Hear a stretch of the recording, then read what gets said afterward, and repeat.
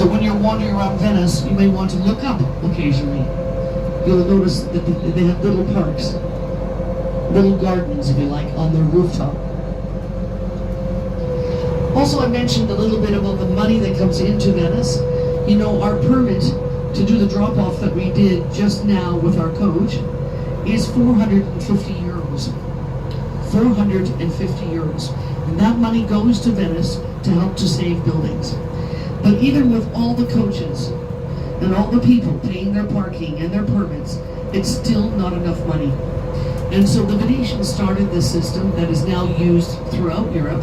They get a company to restore a building, and while they're restoring it, they get to advertise. So in your wanders in Venice, if you see some scaffolding and it has advertisement of a particular company, a watch company, a fashion designer, whatever it might be, it means that company is paying for the restoration of the building. So I'll tell you that maybe you are disappointed about the scaffolding. I'll tell you that the travel directors with Trafalgar and Cost Saver are very happy. It means more buildings are being restored.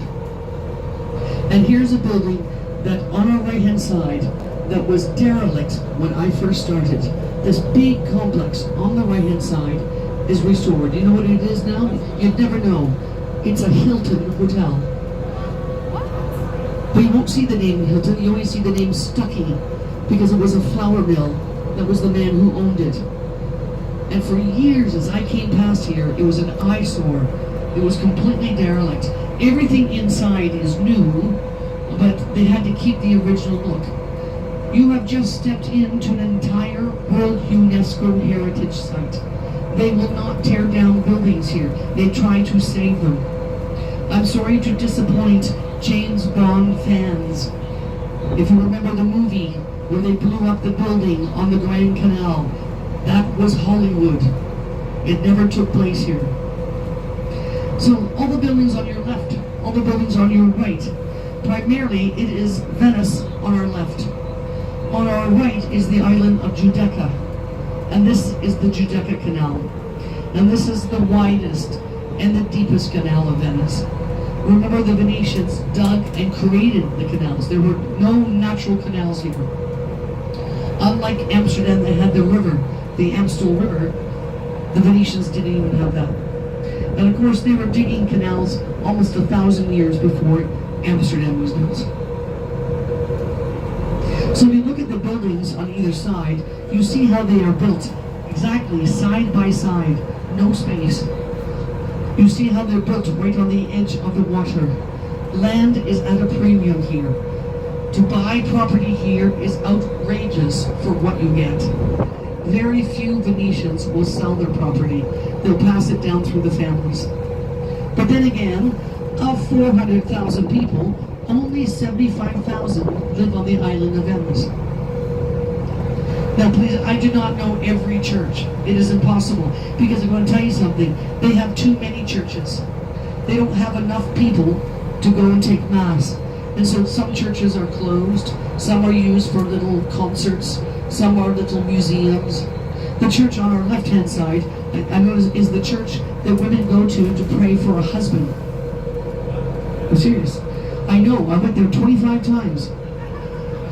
I used to make my groups wait until I went and did a little prayer. 12 years ago, my prayers were answered. No, I didn't go there 25 times, but it is the church to pray for a husband. There's another church up ahead of us that is called St. George and Major, so we don't see St. Mark's yet. St. Mark's is not on the water. It's nestled inside the island. I also will tell you that this is the canal where all the festivals take place. You have to realize that any kind of celebrations and festivals have to do with boats in Venice. They have something called the historical regatta. And the historical regatta is that ships, boats, yachts, canoes, gondolas from all over Venice, all over Italy, and all over the world will converge on Venice. Thousands upon thousands of boats. And it's a display, tall ships, yachts, sailing ships. It is quite the sight to behold. That takes place here. They also have a symbolic festival or a man who represents the Doge. The word looks like doggy, but it's pronounced Doge, D-O-G-E. And the Doge Duke of Venice was the ruler until Napoleon came in 1797. And so there's no Doge anymore. But symbolically, they have a man dressed like the Doge in one of their festivals come out to this little platform you see in a minute coming up on our left-hand side.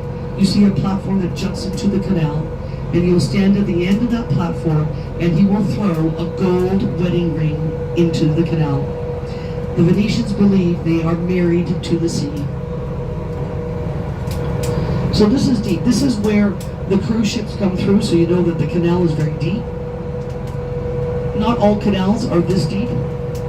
There are the smaller canals in Venice that maybe are only waist deep. Now, if you keep looking on your left, you see a white basilica. That is called Saint Mary of Health, or Santa Maria della Salute. And it's a church that was built to commemorate the end of the Black Plague. The Black Plague was horrific here.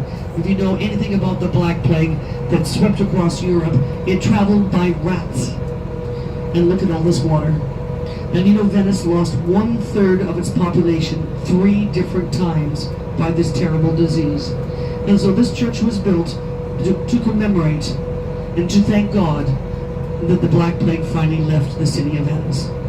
And that's another thing that led to the destruction of Venice, was the horrific loss of life.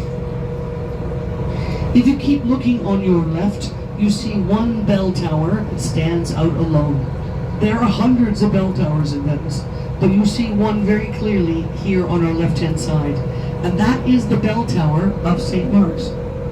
If you look to the right of that bell tower, you see 3 little domes. Can you see what I'm talking about? That is St. Mark's Basilica. So it's nestled inside. We, of course, are going to head there.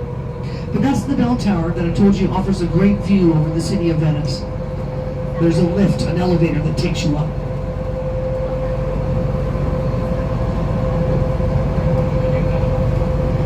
And I'm hoping that these boats are not going to block our view. I want you all to keep looking left.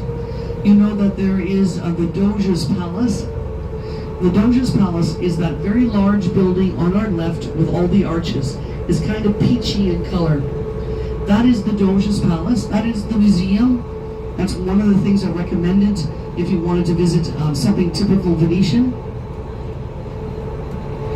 And then I want you to also understand that there are the famous bridge in Venice is something called the Bridge of Sighs.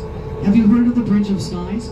The Bridge of Sighs is a little covered walkway that leads between the Doge's Palace and a little building that used to be the prison. So looking on your left, look at the building with all the arches, the largest building on our left.